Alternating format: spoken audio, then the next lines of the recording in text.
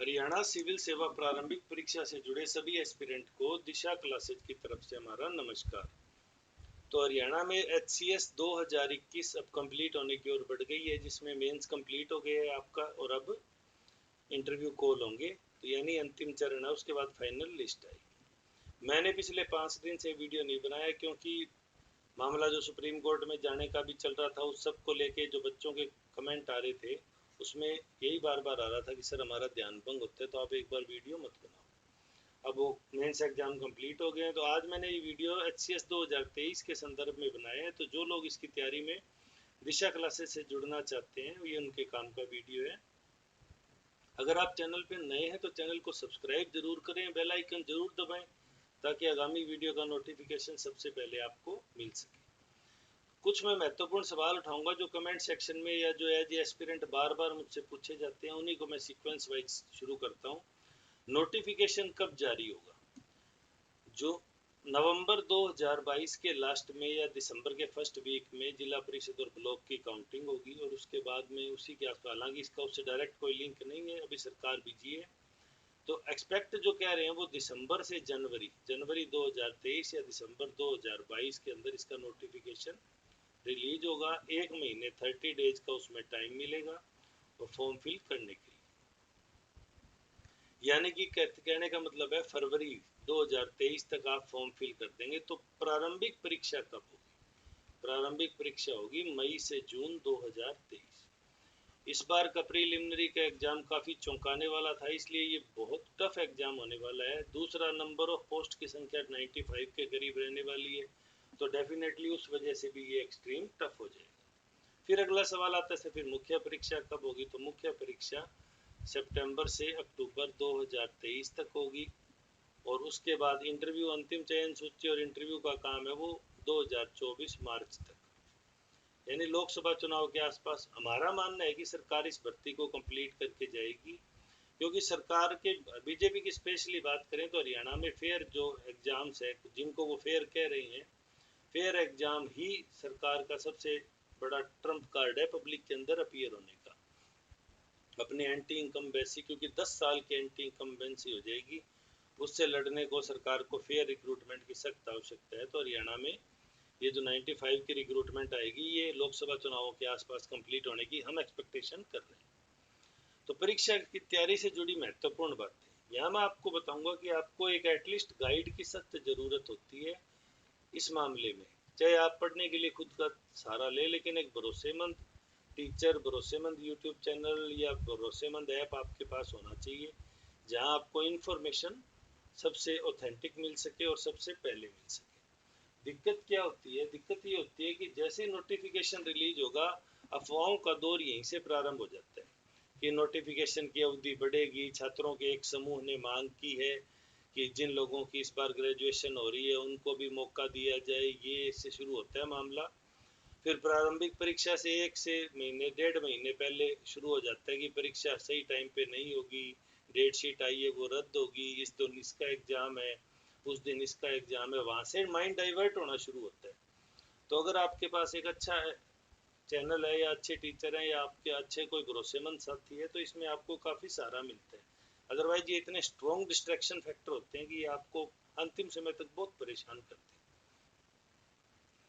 तो प्रारंभिक परीक्षा की मैं बात करूं, पिछली बार, इस बार 95 है, तो तकरीबन 1200 के करीब आदमी है वो एस्पिरेंट है, वो मेंस लिखेंगे। मेल फीमेल कैंडिडेट 1200 के करीब ही लिखेंगे, यानी इस बार से 800 कम। तो डेफिनेटली कट ऑफ ज़्यादा जाएगी। एग्जाम का हमने स्तर देख लिया, किसी भी मामले में यूपीएससी से कम नहीं है।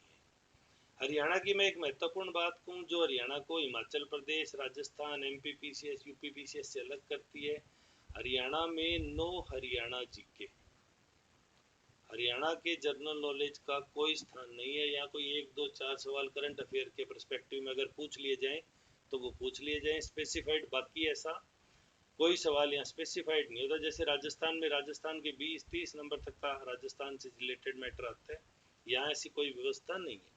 इसलिए इसके साथ होता क्या है कि ये ओपन फॉर ऑल हो जाता है, यानी हरियाणा के बाहर के जो कैंडिडेट हैं वो भी इसमें बड़ी इजीली पार्टिसिपेशन कर सकते हैं और अच्छा परफॉर्म कर सकते हैं। इंग्लिश मीडियम को नो डाउट हिंदी मीडियम से बेनिफिट होता ही है। मैंने हिंदी के और जनरल नॉलेज के 2 पेपर अपलोड कर दिए, इंग्लिश का और आपका जो सब्जेक्टिव है वो मैं अपलोड कर दूंगा। लेकिन इन 2 पेपर के एनालिसिस से एक बात समझ में आई कि अगर आप आंसर राइटिंग की अच्छी प्रैक्टिस करते हैं, यानी आंसर राइटिंग की रोल प्ले करता है, लगभग सभी लोगों को उन सभी बिंदुओं की जानकारी थी जो परीक्षा में पूछे गए थे। यानी अगर मेंस के सिर्फ उत्तर को ही अटेम्प्ट करना हो तो मैं कहता हूँ सभी अभ्यर्थी जो प्रीलिमिनरी एग्जाम क्लियर करके गए वो इजीली मेंस लिख सकते थे। लेकिन सारगर्भित प्रशासनिक शब्दावली का प्रयोग, अच्छे प्रभावी गहरे गूढ़ शब्द लिखना अपने आप में सेंटेंस में, क्योंकि आप अगर वन वर्ड सब्स्टिट्यूशन टाइप के इस्तेमाल करते हो तो आप एक ही लाइन के अंदर 3-3 लाइन जितनी गहरी बातें लिख देते हैं, वो सब आपको एक अच्छा टीचर है वो सिखा सकता है। तो उसके लिए आपको एक ट्यूटर की एक सहारे की जरूरत होती है जिस पे आप भरोसा करें। तो ये प्रारंभिक परीक्षा में भी आपको जरूरत होगी। प्रारंभिक परीक्षा का रिजल्ट आएगा तो हरियाणा के लिए आप एक बात अच्छे से समझ लें, no cut off declare. Haryana cut off UPSC की तरह डिक्लेयर नहीं करता। आपने राजस्थान दिया होगा तो आपको वहाँ कट ऑफ मिली होगी, अदर स्टेट में आपको कट ऑफ मिली होगी, लेकिन हरियाणा कट ऑफ डिक्लेयर नहीं करता। प्रीलिमिनरी एग्जामिनेशन के बाद एक रिवाइज्ड आंसर की एक आंसर की रिलीज होती है जिसमें ऑब्जेक्शन मांगे जाते हैं। इस बार तो 250 रुपये फीस थी, अगली बार देखो कितनी रखते हैं। और उस आंसर की के बाद में एक रिवाइज आंसर की आती है और उसके ग्राउंड पे प्रीलिमिनरी का एग्जाम डिक्लेयर कर दिया जाता है विदाउट कट ऑफ डिस्क्लोज किए। तो यानी अगर आपको बहुत अच्छे से तैयारी करनी है तो आप बॉर्डर लाइन के जो स्टूडेंट बन के रहते हैं आपको उससे बाहर आना पड़ेगा। बॉर्डर लाइन के स्टूडेंट के साथ सबसे बड़ी दिक्कत क्या होती है, वो हमेशा प्री में होगा या नहीं होगा कि वो 1.5 गुण में अपनी एनर्जी का 70% से ज़्यादा हिस्सा वेस्ट कर देते हैं।